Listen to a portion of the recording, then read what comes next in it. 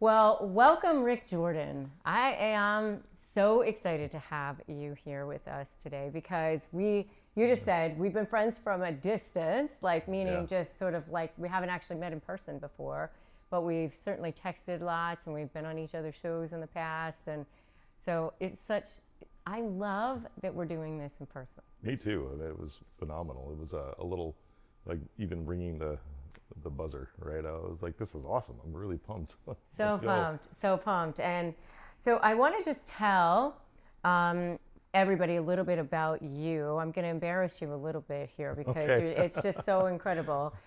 He's the founder and CEO of Reach Out Technology, a cybersecurity first managed service provider headquartered in Chicago. Law firms, healthcare providers. He is one of the only people in his industry to have ever taken a cybersecurity MSP public.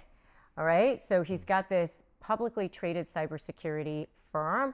He's advised the White House. He has spoken at NASDAQ, the Harvard Club. He is a frequent guest on all the major media.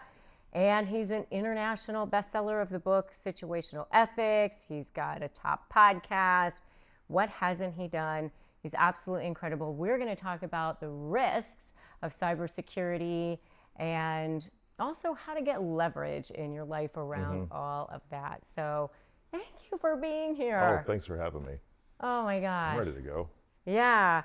So tell me, first of all, what is cybersecurity? What does that mean? I think we all kind of think we Huh. know what it means, Wow. but You were the first to ever ask that question. Out of all the shows that I do, even on mine, you're the first to ask that question. It's interesting. Cybersecurity is really just, I'll put it in layman's terms, locking down your life. And it's establishing protection around it, but more so, and you'll appreciate this being a lawyer, is you are minimizing your exposure.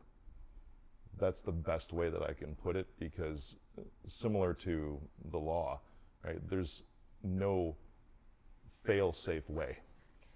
so cyber to me means internet, your phone, your computer, Oh yeah. all of those things like that world that we don't see, but basically controls our life now.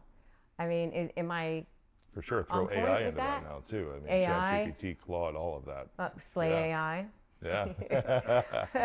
Right on. Yeah. Yeah, that's right. I mean, you're talking about the backbone, really, of society. Yes. And that's where we're at now. And who knew? I mean, when I started law school in 1997 is when I started law school, and we were one of the first classes at the school to have laptops be required for each Cool. student, and we actually had an email account, which was a big deal Yeah. in 1997 to, like that was kind of the thing. I mean, just remember, this was before everybody had a cell phone. We had pagers. I remember that. Yes. That was a blast. I think 1997, I was working at Radio Shack Oh, as an assistant manager and a store manager. oh, I remember Yeah. Radio Shack, very much so. But those phones, I mean, back in those days too. With I mean, you took the antenna out. yeah, exactly. Yeah, right on. I mean, even then, I mean, cybersecurity was a thing, but it wasn't really top of mind like it is today. Back at that point, everything was analog, and it's almost like you could listen in on someone's cell phone conversation, just like you would listen to the radio. Yeah. Oh, You know, okay. because nothing was encrypted. Sort of like ham radios or something. Yeah, exactly. Yeah, Yeah. if you had the right scanner, you could just listen to anybody's conversation. Oh my goodness. Yeah, it was incredible. Sort of like baby monitors were. Yeah, yeah, I that's guess. exactly it. Okay. For sure. Okay. And still, some of the same principles kind of apply today. I mean, just in a nutshell, if you go to a Starbucks or any coffee shop with the public Wi-Fi, it's really kind of the same thing. Because the devices like those scanners that people used to listen to in 1997 to all the cell phones, they do that to sniff Wi-Fi signals. So if you're using public Wi-Fi, and you're logging into Bank of America or Chase or whatever, checking your balance, your traffic can be sniffed right out of thin air. Okay, so tell me what the word sniff means. Yeah. Again, I'm guessing just based on the way you're talking about it, but like hacked, Yeah. basically. Yeah, it's intercepted. That's Okay. probably the best way to put that, Okay. because there's these devices you can get on eBay. I mean, it's something that, my oldest son is 19 now, but he could have worked this thing when he was 9, because it's so easy to use. But some of them are called pineapples. They're just funny names for them. They'll go and they'll fake or spoof the Starbucks Wi-Fi network. And then you'll connect to that and they'll just capture all of your traffic. So it's sniffing it out of thin air or intercepting the And so traffic. are they able to find out what your passwords Yeah, are and things like that 100%. from that? Yep. Oh my God, that is so scary. Yeah, over All plain right, text, so clear we're air. 2 minutes in and I'm already like freaked out over here. Yeah. Does this include like if you're using Wi-Fi at your hotel? Oh yeah, for sure it does. So is it only like if you're in the reception area, or is it in like your own room too? It's in your own room, because these devices, they have to be in closer proximity to you, so it's a little easier in a coffee shop. Okay. However, it would be somebody maybe a couple doors down from you in a hotel, and they can grab maybe the 15 rooms around them. Really? Yeah, it happens all the time. And I'll say real world application. I still use public Wi-Fi myself. Even being a cybersecurity person, but not for the important stuff. Okay, so you won't be logging into your Chase Bank or Exactly. something. If I'm shopping Okay. on Amazon, I don't care. Okay. Just like my Netflix password So, is. but they can't pick up your credit card information from Amazon or something? No, it's stored in there already. Okay. So I'm not entering. Yeah, so there's certain lines that have to be drawn. I'm not entering new credit card information Oh, I into see. Amazon. It's just there on my account. Okay. They're brilliant. Buy with one click. Yes. Yeah. Yeah. Okay. Good to know. All right. So, information is leverage here, my friends. So, what else is in our world on an everyday basis that we're not thinking about? Yeah, that's a great question, especially for everyone who listens to your brilliance. If we think just even around the home, there's networks that can cross from you to somebody else. I mean, we know now that there are devices that get attached outside. So if you have cable or fiber, it's intercepting again. They can just stick something in between and grab all of your traffic that's going in and out of the home. The best ways to protect these they're really simple, and this would help for anybody actually who's even going through like a divorce or anything as well. Lock down your credit reports. Even when I do major news media, that's the biggest thing, is always have your credit reports frozen. Okay, so I had a friend who was talking to, because I'm in a high-level women's mastermind here, and she was like saying to all of us, hey, you should lock your credit report. But it was in the context of like that there was something going on at the time or something. It didn't seem to me like, oh, it needs to be done all the time. But you're saying keep it locked. Always. Just unfreeze it, like if you're going for a mortgage or a car loan or do something like that. You got it. Okay. I just helped my mom. She's 74 this year, I think. Okay. Yeah, I was helping her just a couple weeks ago. A young mom. I know, yeah. And she was the youngest of 7 people too. So and they waited a while for me. So it's like her brothers and sisters are just way older too. Okay. So I was helping her a couple weeks ago get all of the credit bureau apps set up on her phone. For exactly this purpose. So if she needs to go get a new credit card or go buy a vehicle, whatever, it's a tap on your phone. Oh. It unfreezes, and then as soon as they're done running it, you can tap it again and it's frozen. Oh, so it's not like so difficult. It's easy. Oh.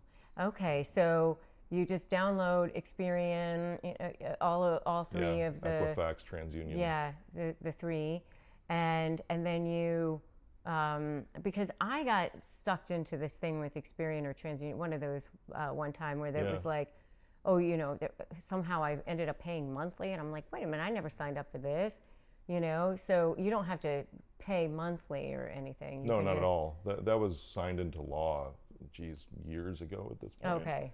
I mean, not super like decades ago, but 8 years ago, Okay. where that part is free.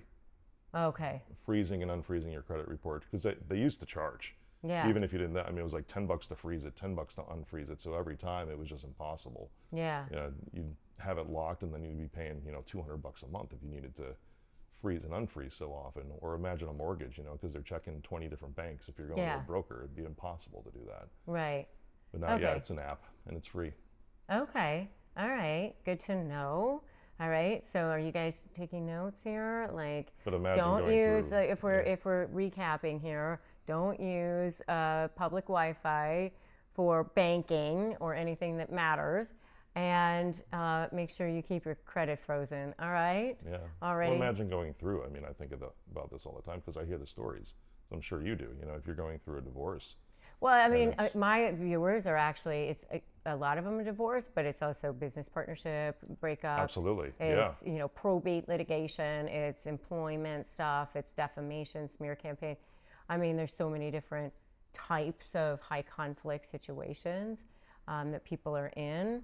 And if somebody is out to try to get you, they're going to find a way. Yeah. They're going to look for ways. Yeah. So these are, really good tips. Right on. What else should we be thinking about? These are good things so far. Yeah, it's I never really get into things like physical security. I mean, even though I had a physical security company for, I think it was 4 years, I'm talking like guns and guards, physical protection. Oh, okay. Like Brinks or something. Yeah, similar, but it was more like high value asset protection. So Okay. like celebrities, diamonds, Oh, I see. it's high profile weddings, those kinds of things. High government officials like the mayor of Chicago. I was on personally. The Gavin DeBeckers of the Yeah, world. yeah, Yeah. you got it. It's there's other things. It's all like common sense stuff, really, because when we're live in the age of things like AirTags, from Apple, to where people Yeah. have been dropping AirTags in purses, or Really? throwing them in vehicles. Yeah, absolutely. And then they're able to track where you're going with those, and then they'll pick them back up again. Apple's gotten better at being able to notify you if there's an unidentified AirTag around, but that's just within the last 2 years or so. Oh, And it's still not reliable, so it's still a way to track somebody. okay. Or somebody will accidentally leave their AirPods. It's a similar scenario, and they'll Yeah. actually see where their AirPods are going. Yeah. So same thing. I mean, if it's a business partnership, or a bad marriage that goes south, and who cares about the private investigator these days when you can just forget your AirPods in your Yeah. partner's car, Yeah. and then you can see where they're going and what they're doing. Oh. So it's just make sure you've got all your stuff with you. Make sure you've got this is important. Make sure you have a PIN code on your phone to open it. course. Yeah. If you're using Face ID when you go overseas, you don't think about this. They can compel you to open it, even in the U.S. They can compel you to open your phone with your face. Any law enforcement can. But they can't force you to give up a PIN code or a passcode. Don't they have to have probable cause or? No, well, they would, but in a scenario, if it's a traffic stop or something like that, because Oh, at that okay. point they're there, or if it's some sort of investigation or discovery in a court case, they can force you to open your phone and turn it over. But if they subpoena your phone, it's like, here you go. You don't have your face on there, so if it's kind of weird to say, but if you know you're gonna be subpoenaed, take the Face ID off, Oh. because nobody can compel you to give up a password, a PIN code, anything. Well, you can in a subpoena. I mean, Yeah. Yeah, you can. So, I mean, people can file a motion for a protective order and say why they shouldn't have it. Exactly. Yeah. But, that doesn't mean that it's not going to be discoverable. So, what are the new types of cybersecurity risks now that AI is out there? Oh, goodness. It's a lot of privacy, like what we've been talking about. Because AI is not going to steal your stuff. They're not going to be, you're going to enter stuff in there, but it only knows what you give it.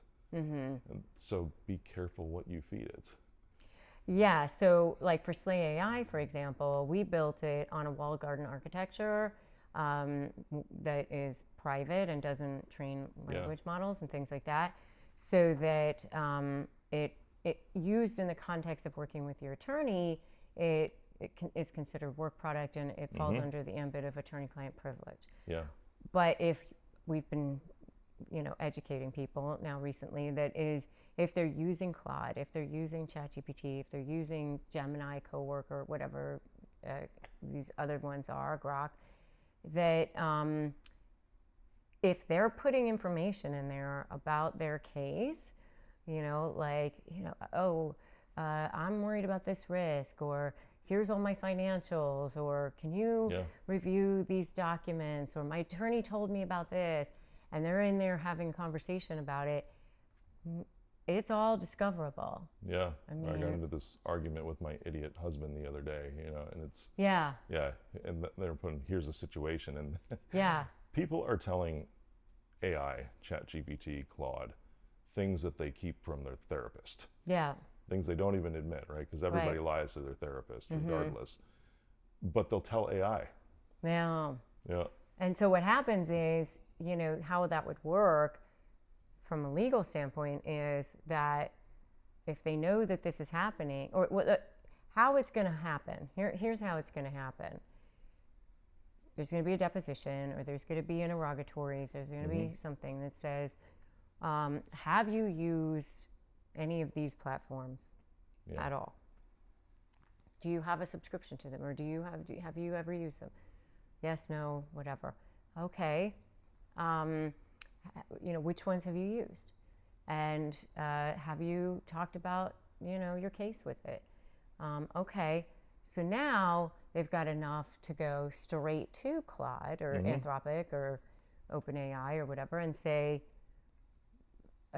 subpoena these records and here you go, and serve the subpoena, and they're going to have to give it all up, even deleted chats. For sure. And those are kept right now for 30 days within both Claude and ChatGPT. If it's a business account, it's longer. I don't remember the retention period off the top of my head. Yeah. But yeah, you're bang on. They can go straight to them, even your deleted chats. If they're less than 30 days old, of course, they'll be able to obtain those. Yeah. Yeah. So unless it's under the protection of attorney-client privilege, which it's not if it's an OpenAI. For sure. I've reviewed those cases too. I mean, this is my industry. I'm curious on your take. U.S. versus Hepner is. Yeah, for sure. And that I know Hepner was communicating with ChatGPT, I believe is what it was, on his own. It wasn't at the instruction of his attorney. That's right. Which is why it was not considered privileged. Is that accurate? Yes, and it's also the platform itself. So, the way, we structured ours is, the platform itself is private, so it passes all the audits for privacy. The architect that we used, the AI architect, worked for the Department of Defense for 22 years, so he's really knows this stuff. And so you want it to be protected from hackers. Yeah. So that's really, really important. That's good. And even if you have a subscription with something like ChatGPT, which I would assume is not the case with Slate AI, what you put in there is used to train their models. Right. And we don't have, that's correct. Yeah. I mean, I trained it from the intelligence around, from my books and all of that, but it's not trained, people's information is not training it continuously like that. That's beautiful. That's the best. Yeah. Unless you want to run your own data center in your house. Yeah, exactly. So what scares you? Oh, goodness. The ability for almost anyone to get into anything. And it no matter how safe you think that you are from something, you're not completely protected. As I look at the grand global scope of things, I'm really concerned when it comes to cyber with our adversaries, specifically China. And it's, I actually did a documentary during COVID about the lockdowns and all that, Liberty lockdown. And I started actually in San Francisco, where there's a huge Chinese American population, incredible, absolutely incredible people. And I had to think about it this way. It's like, if you look at the country, so when I say China, if you look at the country, over 1 billion people, right? And the last time I looked, which was a few years ago, the Chinese Communist Party represented maybe 73 million. That's about it. So you're talking 7-ish%. Yeah. 93% of the country has absolutely nothing to do with the bad stuff. Yeah. Yeah. So when I speak about the country, everybody just understands that. But for this context, it's only the bad people that I'm talking about. It's people with malintent. Yeah, exactly. Yeah. Yeah. But the thing that really concerns me when it comes to cyber warfare is them specifically, because we're spending hundreds of billions of dollars, right, with Claude or ChatGPT. Sam Altman, keeps looking for more money, and now he wants to raise $1 trillion for something, to build more data centers. And it's so expensive to power AI. Like the math just does not make sense financially. However, China with DeepSeek has been able to do this at a fraction of the cost. Yes. And they've used our AI to help make their own. Yes. Yeah. I remember reading about that. Yeah, and it's to me at first it's like I step back, I'm like, that's really brilliant, but then it's like, oh crap. Yeah. Yeah. So where I see this going is when I was advising the White House a few years back, it was the same scenario to where I would say it's like we are so behind as a country when it comes to these advances in technology. Even though we're leading the way, it seems like that way on the global scope, we just don't function as fast. And it's I'm always impressed by the ingenuity of the Chinese people. Truly, and I say that like in admiration. The problem is that it's the bad people that then take that ingenuity and use it for malintent. Yeah. So I'm interested to see where things are going, but this is truly the next nuclear arms race. If you look at just the past couple of weeks, oh my goodness. Yeah. Interesting. And it's in some ways even more toxic. Very much so, yeah.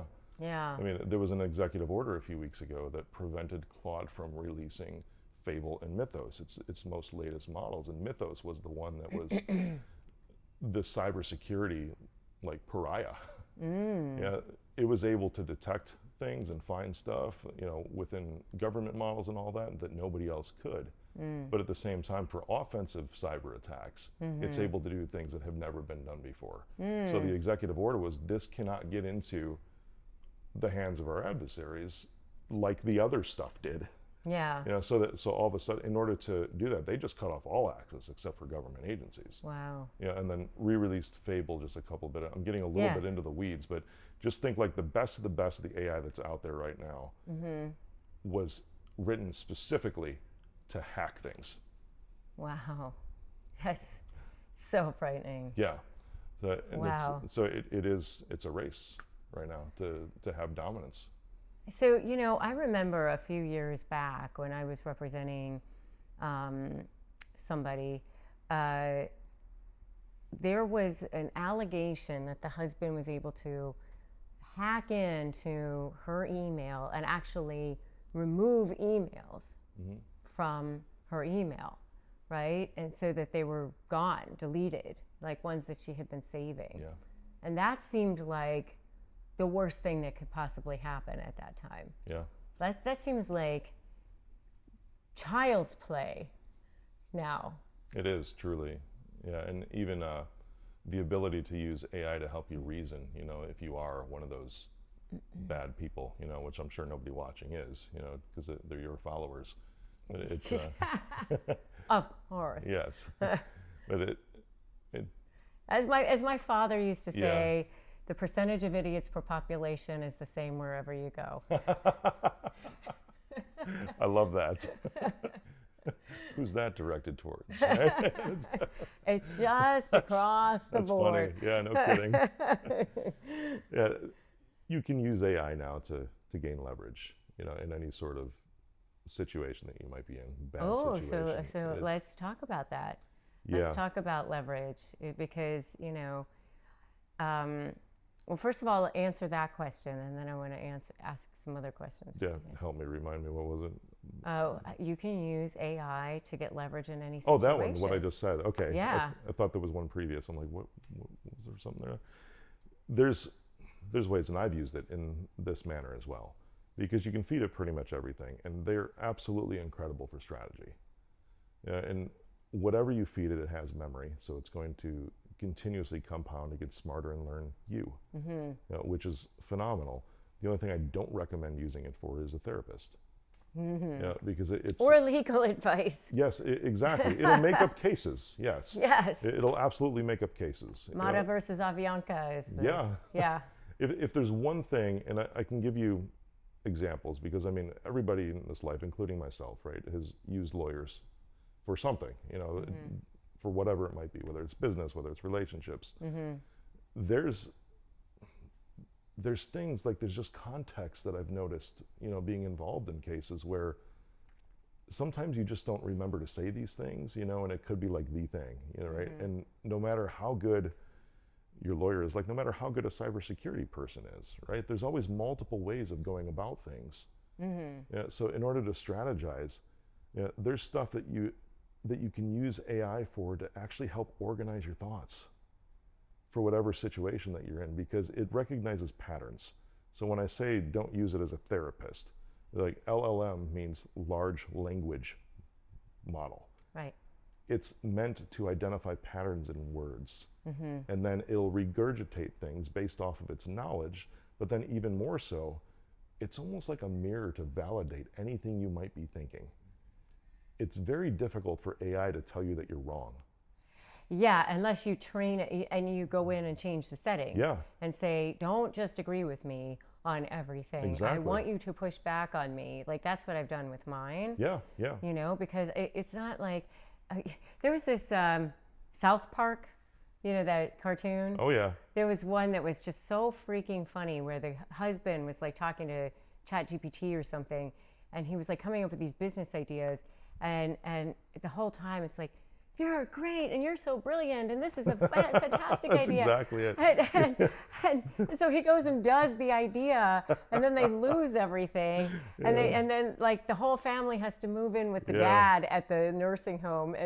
Like I get this favorite one that it's on the inverse side of what you're talking about too. How it spits back at you if you say, hey, you're wrong, because this is what I told you. It's like, I love it when it says, oh, you're right to call that out. Yeah.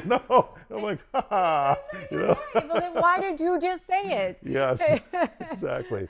So while it's difficult to push back on you and tell you that you're wrong, right? The LLM, it's also difficult for it to admit that it's wrong. Yeah. So it's kind of a zero-sum game when it comes to that. It's like, how can you actually advance?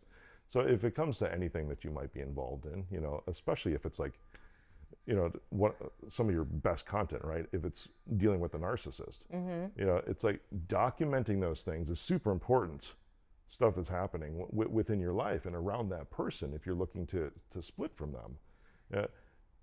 ChatGPT, Claude, they're amazing.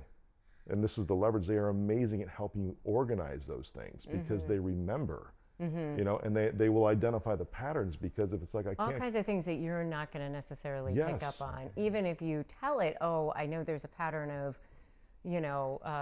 lies and deception around this, or, I know that they violated the contract in these, 4 different ways. Yeah. It's going to find others. Yeah, for sure. And that is better. That part is better than any lawyer. Yeah. Because they're not going to know the right questions to ask you, and they don't spend that much time with you. By design too, because you want them to be able to defend you or be able to attack for you. I always say the lawyer is the weapon, but you have to bring the ammunition. Yeah. Because they don't know the facts of your life. They haven't lived it with you.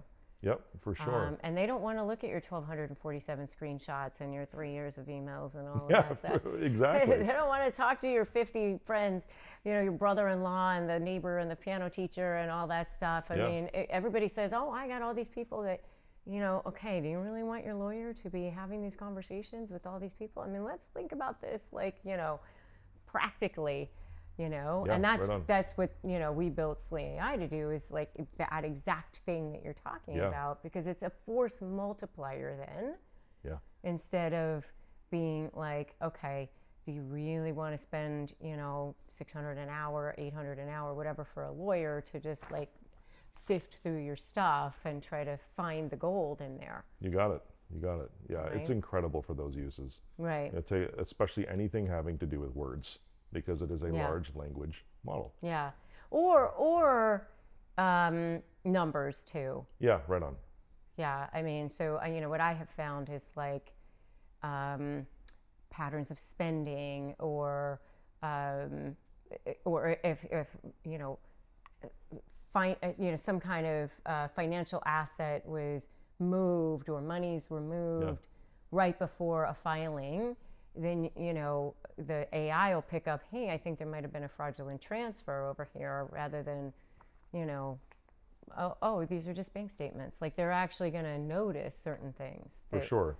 Things that a people- lawyer wouldn't pick up, or a paralegal. Yeah. Correct. Exactly. Exactly. Yeah, it's incredible. I mean, it's got a huge use case for pretty much a lot of things, everything in life. It, of course, just like anything, it can be used for bad things too. Yeah. Yeah. So if somebody, hired you in a case, let's say it's a business partner dissolution, or a divorce, or something like that, what would be the first thing that you would say, hey, here's what you should go take a look at? Oh, it's still, I mean, just like Hapner, it is their ChatGPT. I was getting a haircut yesterday, right? Had to look good for your show. And it's Hey, yes, that's right. And it looks very nice. Doesn't he look handsome? It was I do go every week. I gotta keep it tight. Every It's, week. every All week, right. yeah. Okay. All right. I value how I look on camera. Yes. It's, Well, as you should. yes. Well, we all have a certain amount of vanity. Yes, we do. That's so true. When I was there talking to my barber, I was telling him that it's like ChatGPT really is like your barber. The conversation, I looked, I'm like, Or your bartender. yeah, exactly. Yeah. Yeah. I'm like, you have probably heard the craziest stuff. He goes, oh, I got stories. I'm like, I know you do. Yeah. And his name's I bet Brian. you. I bet you. I have better ones. Probably, no doubt. Yeah. Not that it's a competition. Yeah, Just curious. Just I'm sure you do. I know everybody's secrets. Well, those are protected, right? Oh Yeah. yes, of course they are. Yep, right on. Yeah. But he was saying, he's like, oh yeah, I'm like, I'm thinking about this. I'm like, ChatGPT is like everyone's barber or stylist now. Yeah. They're having or bartender, as you said, they're having those conversations. And as I said it earlier, it's like people are telling AI what they don't even tell their therapist. Yeah. Because it's like when you're here, or Or their lawyer, probably. Yeah, which things exactly. that they should be telling their lawyer, but they don't. right on. I mean, although James Sexton says that they'll tell their lawyer everything, but I don't believe that. But it's That's not true. yeah. That's not true, because then what happens is they don't, and then your lawyer ends up getting sandbagged. Because you're like, well, is that true? Like, did you go on that yacht with the girl over there? Like, and, oh well, yeah, I forgot to mention that. Oh, Yeah. okay, well, I'm on your side with that one. Yeah. It's 100%. I think it's the human aspect of it, because when you're vulnerable with somebody, this is the emotional side. Yeah. You open up yourself to be judged. Yeah. Whether it's a lawyer or even a therapist, like the people who are there to help you, there's still a reservation, a natural self-protection mechanism that can kick in. Not with AI, because you're talking to a robot. Yeah. It's not real. It's just kind of out there. I have friends that call Claude their boyfriend, so I don't know. Yeah, yeah. It used to be a lot more of a boyfriend when I, before all the guardrails got lit up around that. Yeah. I'm glad they're there. I mean, that's great. Yeah. At the same time, I think it also limits. I mean, that's just my personal opinion. There's certain things that you just don't need them for. Because if you're going to role play, let's say, unlike the Hepner case, right, under the direction of your lawyer, to go and research some things, because I believe then it's protected, right? If it's under the direction of the lawyer. Yes, that's right. Yeah. Then it's work product, which is part of the privilege. For sure, yeah. And I just did a whole video on confidentiality versus privilege, like what the differences are, because I think a lot of people don't understand that. But privilege is like you go to your grave with that. Yeah. And the court won't even order it unless there's somebody's going to get hurt or harmed, and there's, you Yeah. know, Yeah. there's something really bad happening. That is Vault. Right on. So tell your lawyer, I need you to tell me to go do this. You know, to go research these things on my own for the case, for my Yeah, case. well, the way it works in Slay AI is the lawyer opens the account and then gives access I love to that. the client, and then they can pass the expense right back to the client. But it's the lawyer's direction. It's the lawyer's account, and then there's no question about it. That is the most brilliant thing in the world, really, to protect attorney-client privilege. It's fantastic. Thank you. Yeah, for real. From the cybersecurity expert himself, the guy, the best in the country, right Thank you. here, just said it. I appreciate that highly. There's a difference, and I love getting on it, between security and privacy. Yes. Yeah, Oh, that's another one. Yeah, and we're Yeah. really talking about privacy here, because Slay AI is, you know, uber secure. Of course, ChatGPT and Claude are secure, Yes. right? From And they're hackers, confidential. exactly, but they're not private. No. Slay AI is And they're not private. protected Yes, from a court of law. I mean, from subpoena, from being discoverable to the other side. yeah, That's the huge difference. So, you know, I mean, I always used to say, be careful what you author. Anything that you author, anytime you hit post, you hit send, oh, for you know, sure. all of Yeah. that is a potential trial exhibit. But now it's this too. Yeah, I wasn't surprised when that happened, when it was ruled in that direction, because Well, that's if the they only can look- way it yeah, could be. for sure. If you Yeah. can look at social media posts and that Right. affects your case, or text messages, even, you know, emails. All that is discoverable. Yeah, exactly. It's the Yeah. same. Yeah. It's the same as sending a text here. Unless you're having a direct conversation between you and your lawyer. Yeah, But if a third party sits in that conversation, you know, I want to bring my BFF or my sister or whatever to meet with my lawyer, yeah, then that BFF or sister can be subpoenaed for deposition. What did they talk about? right on. I guess the point of all this is don't give up your leverage Yeah. by doing that. Yeah. Where have you gotten the most leverage in your own life? Oh goodness, I would seriously have to say my kids. Uh, You know, it's so cool. It's because of this. Because I mean, there's obviously bits and pieces of each of their parents, right? yeah. With anybody who has kids that Right. are there, but my kids have always helped remind me of who I actually am in different parts of me. So if you lose your way, which a lot of people do at certain points of your life, or even just a bad decision in a moment, you know, not necessarily a lifespan, or, you know, a year or 2 years that are rough, just in a moment, you know, you can take a look at your kids, because it's almost like they haven't been tainted, right? Traumatized. They haven't, you know, I'm 46 right now. Like, they don't have the adult years where they've had to go through a lot of crazy stuff, you know, that actually shapes, and more so, I would even say, hardens you in some areas, and can kind of make you forget pieces of yourself. You know, so when you see a similar type of situation, you know, probably not as serious as like anything that you might be involved in, but you'd be like, oh, that's how I'm supposed to react to that. You know, or that's where I used to be 20 years ago, you know, in that kind of mindset. Yeah. You know, so they're huge reminders, and that's leverage for me. You know, because if I'm confused on something, you know, I mean, I'm pretty confident. I mean, I have 3 rules that I live by. You know, it's kind of like my core of who I am is calm, confident, never hesitate. You know, it's something I came up with years ago, because it's like, if you blow up, you're not going to be clear-headed. So stay calm, right? And confidence is like, I've never regretted a decision. Now, that's very different from accepting consequences.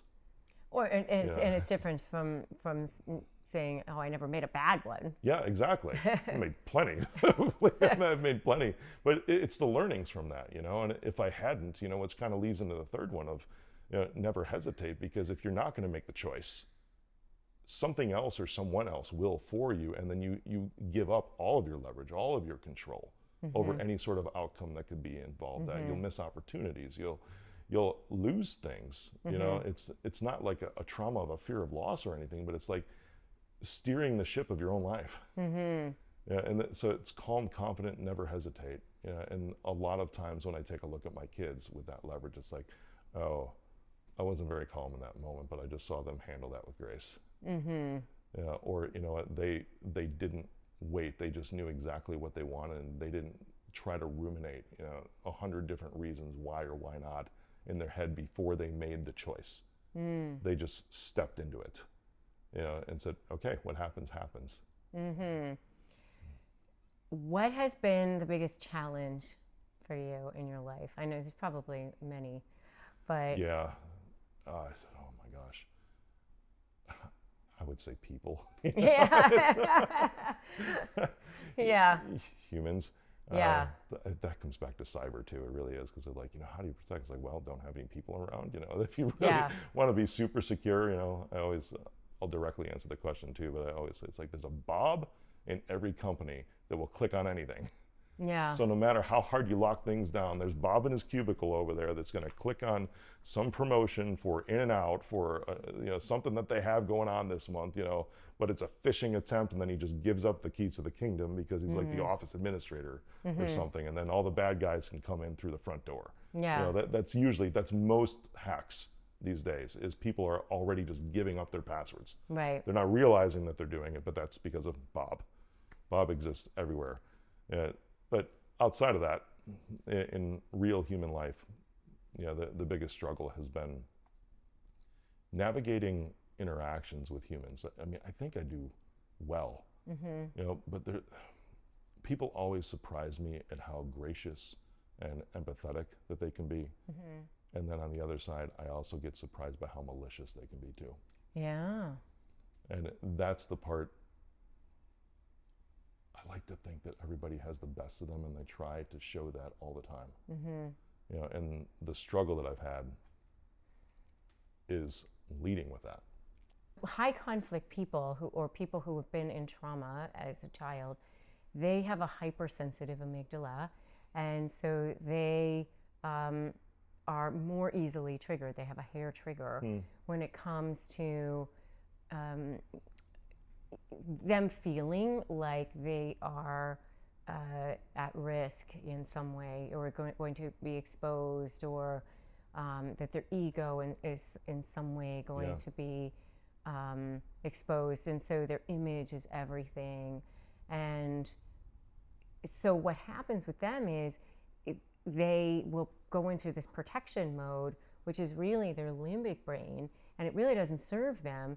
I never understood this, when I was practicing, which was like, oh, why would that person say, I'm going to burn my own business to the ground so that they don't have to pay somebody alimony? But they do this kind of thing. Yeah, they're very sincere about those right, they will sentiments self-sabotage to take the other person down, which makes no sense to the rational world.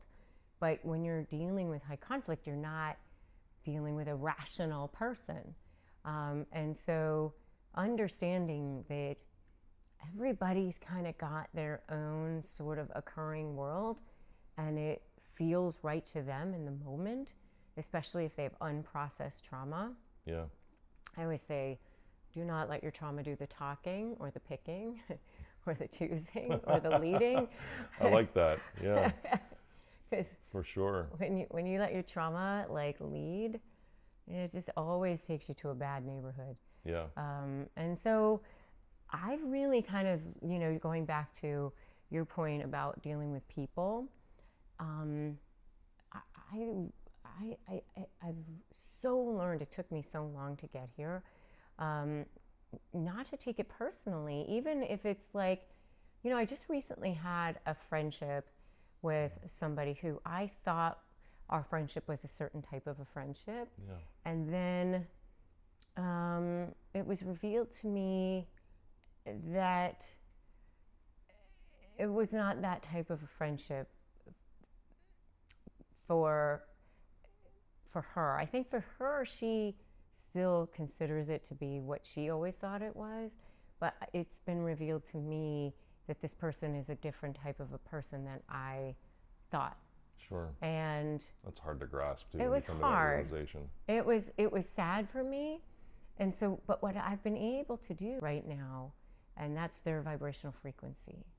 And that's not my vibrational frequency. That's not where I choose to live. Sure. And sometimes, I'm going to give an analogy that you will not understand if you're younger, maybe, I don't know. But if you're trying to tune into the radio at 107.3 or something, but the person's down here at 94.9, you're not going to hear their station. Yeah. It's just a different frequency. For sure. And I just look at it as information now. Like, okay, I understand. Yeah. And just observe it and not absorb it. And that has helped me. That's a great perspective. With things that I've gone through, similar to that, a good friend of mine was talking about, I really crave the knowing, the reasons behind something, and and things that have taken place in my life, especially in recent years. I've also recognized that I might not ever really truly know, and it's or grasp, and it's. Or understand. Yeah, exactly. Yeah. And my friend was saying that it's how you're talking about, like, their own occurring. Yeah. Very similar scenario. He framed it as a depraved mind. And he goes, it's like people like us, Rick, when he was talking to me, like if we do wrong by somebody, he's like, it's hard for us to sleep. Like when we have that understanding, it's like, oh man. And so like, I know that's how it is. And like, if I get into an argument with someone, it's like, I'm always introspective first. It's like, how did I show up wrongly in this scenario? How could I have shown up better? Where's my part in this? Before I go to them and be like, you did this and you did that. It's always like, hey, I recognize this was my part in this. And I do believe there's sometimes, rarely, that you might not have had a part in what took place. But most of the time, well over 90% of the time, you do have a part in what that is. So in his framing, he said, but then there's people with the depraved mind. He goes, if they don't do wrong by somebody, they don't sleep at night. They have to, because whether it's trauma, like you're saying, or their specific type of occurring, it's like there's a way, and it's almost like scaffolding is a term that I would use, that their entire world is built. Well, it's just that from their perspective, if they're not manipulating situations, that it's not going to go their way. It's like the only way that they can be, that's their way of being in the world. And we have a family member who's very much like that, and it's we've had to make a conscious choice to limit our involvement with this person, because no matter how much we try to do it right and be kind and extend the olive branch and be including and all the things, it's like cannot help themselves from wanting to manipulate and cause trouble. And that's not on you or you to fix. It's, even though I know for me, I've always been like, how can I make it right? How can I fix it? How can I be better? Sure. How can I... Introspective. Yeah. Well, how can I, I can be more perfect. I can, I wouldn't suggest going to that. Well, hey, I'm half Chinese and half German, so I have no fun genes whatsoever. I'm mostly Irish. We wing it. That's right. You got all the fun genes. They're all over here. So, like I think if you're a fixer, if you're a doer, you try to do that, and you can't be the other side's, their triggers are their responsibility. For sure. So, and the trigger doesn't even truly exist in reality except for them. Except for them, Same person can be in the same exact situation and they're not triggered. Well, exactly. Yes. Exactly. So, what is the most dangerous piece of cybersecurity advice that people get all the time, but is actually false? Oh, wow. That's a great one.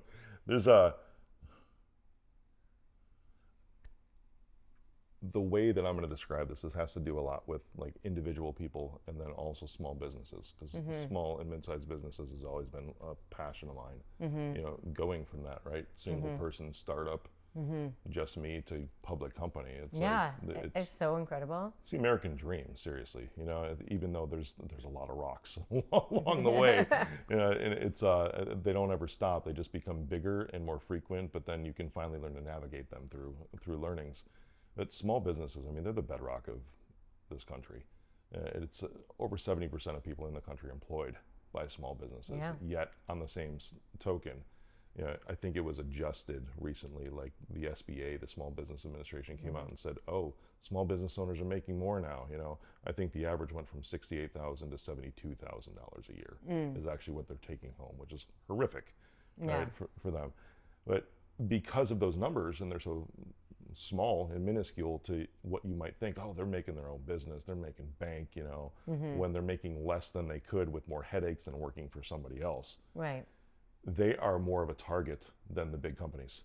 And that's the myth, is that most will think, oh, I'm too small. You know, or if you ask somebody, it's like, oh, have you been hacked? You know, I've done interviews, actually, a law firm client of mine, it's like, can we do interviews of all your people? And we recorded them. That was one of the questions, you know, have you been hacked? Oh yeah, I had my debit card number stolen, you know. But that's the scenario. It's like, well, what do you feel about, you know, somebody siphoning money out of your bank account, you know, or what if they can gain access to your email? And like, well, that's never going to happen to me. It's just me. You know, and that's what I hear a lot saying, is that it's just not, oh, they're going after the big corporations because there's more money there, or they're going after billionaires because there's more money there. And that's a little bit of a side comment too, is that most attacks that affect everyday people are actually done just by organized cybercrime groups.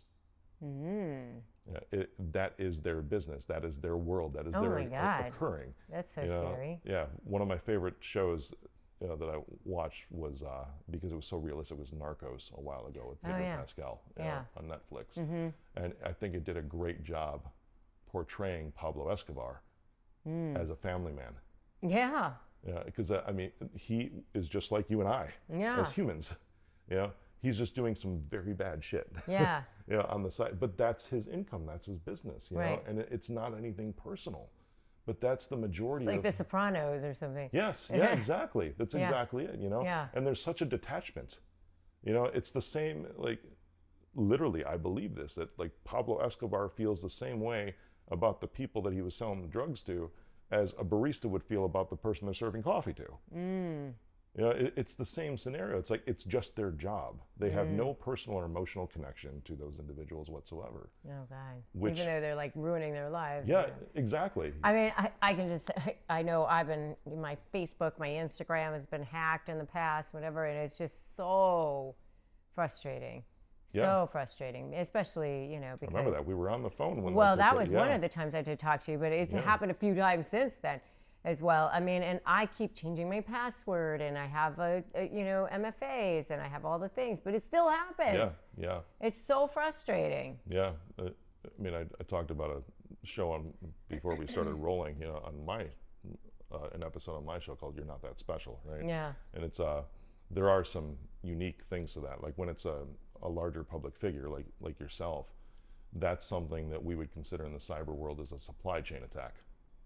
Because if you can, and that's when it would have the big corporations that they target, right? But they use research and development, you know, to try to go. It's when it comes to organized cybercrime, it's expensive to try to hack your stuff. Because you are locked down, and they have to figure out the different ways to try to get in there. But when they do, now they have access to 1 million YouTube subscribers. Oh, okay.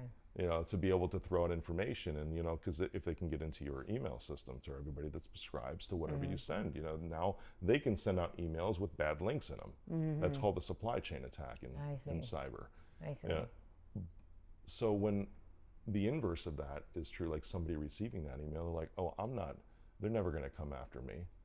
You're right, they're not going to come after you one-on-one, but you are this broad swath from these supply chain attacks, and you absolutely get probably if you've had email for 20 years, right, you probably get at least 10 of these in your inbox every single day that are malicious. Oh. And that's how they gain your information.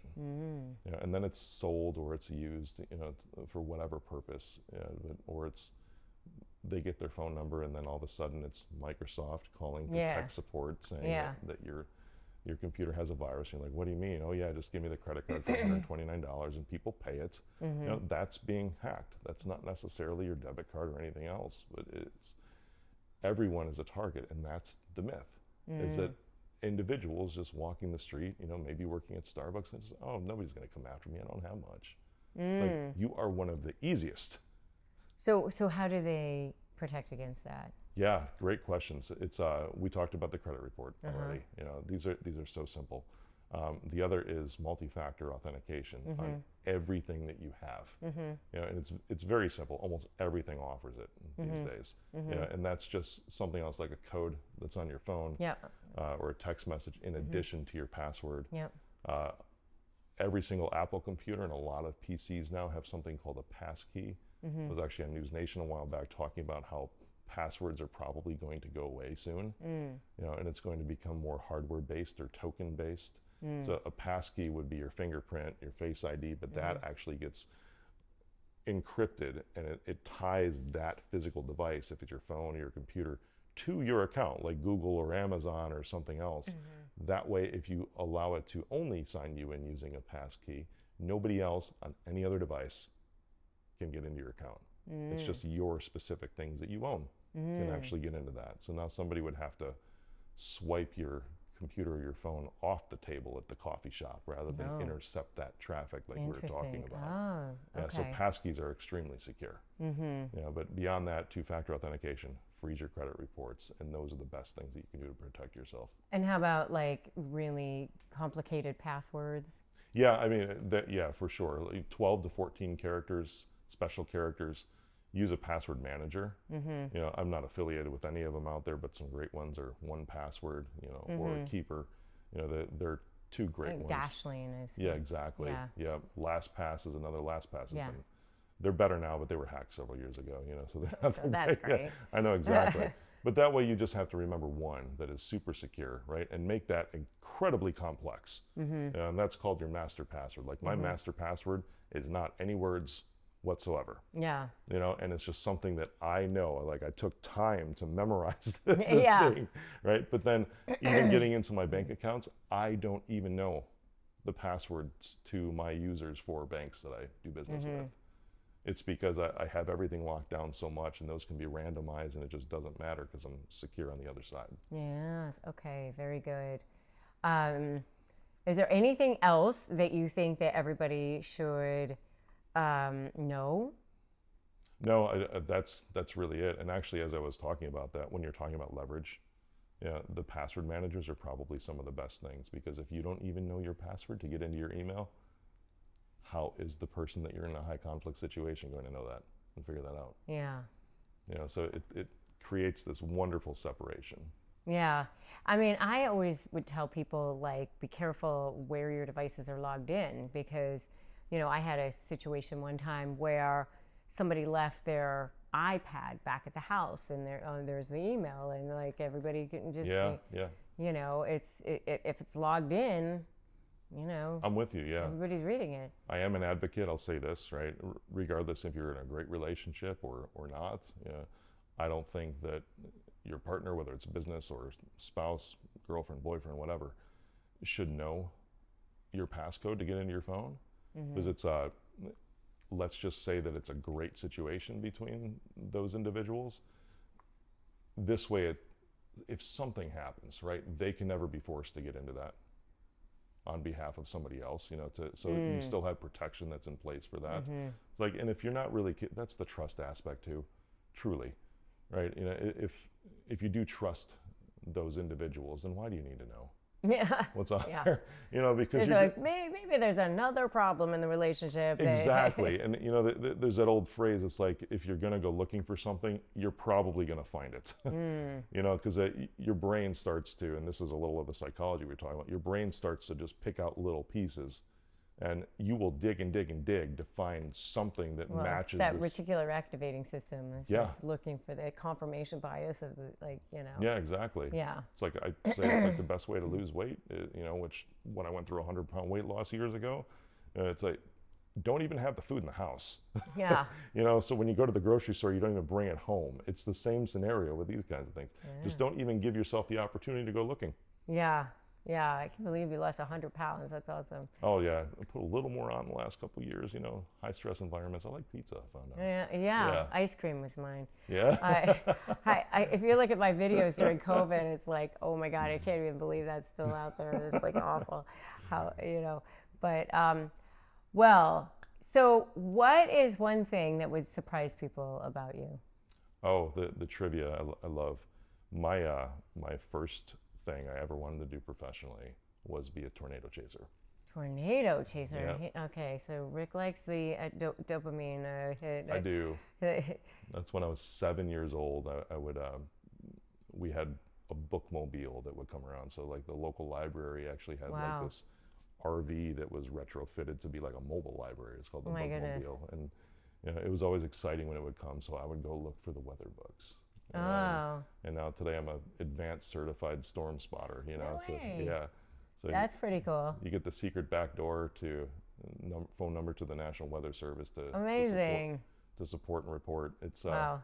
yeah, it's fun. I find that fascinating. I don't know, things that are in Amazing. chaos I do find fascinating Okay. because it's almost like there's an order for me in that, and I'm like, I think there's something that could help with Yeah. this.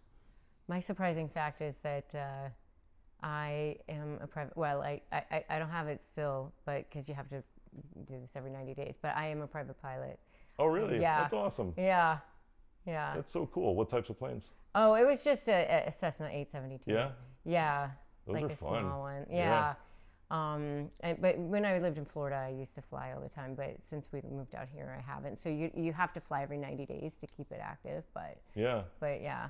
That's great. Yeah. There's these drones that are coming out now, the one pilot and two-seater personal aerial vehicles. So one of them, the Jetson that I saw, it only has about a 20-minute fly time, but you don't have to have a pilot's license. The next step up has a 300-mile fly time. Oh, okay. And it's almost like the Tesla of the skies. Yeah. But that's something that you have to get a sport license. So I'm already anticipating that I'm going to do this. Because it would just be fun, I liked it just for freedom, Yeah. Like it was just really fun. Yeah. It was more like I'm up here and you can't text me and I'm away Right from on. everybody and it was just like peace. Yeah. Could you Yeah. imagine just taking off from your roof? Yeah, Like that'd one be of those fun. things and going, Yeah. up to about 100 miles away. Yeah, it'd be so fun. Well, thank you so much.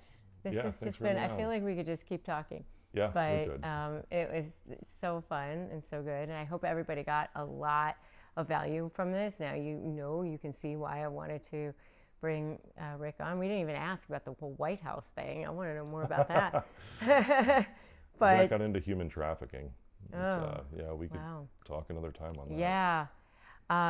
And so make sure that you take notes, you do everything that you say, that he just gave you advice on and what to do. Go do those things and go, follow him, get a copy of his book. What's your handle on? Mr. Rick Jordan. Mr. Rick It's on Jordan. every channel. All right, Mr. Rick Jordan. And go check out his stuff. Thank you. Thank you. All right.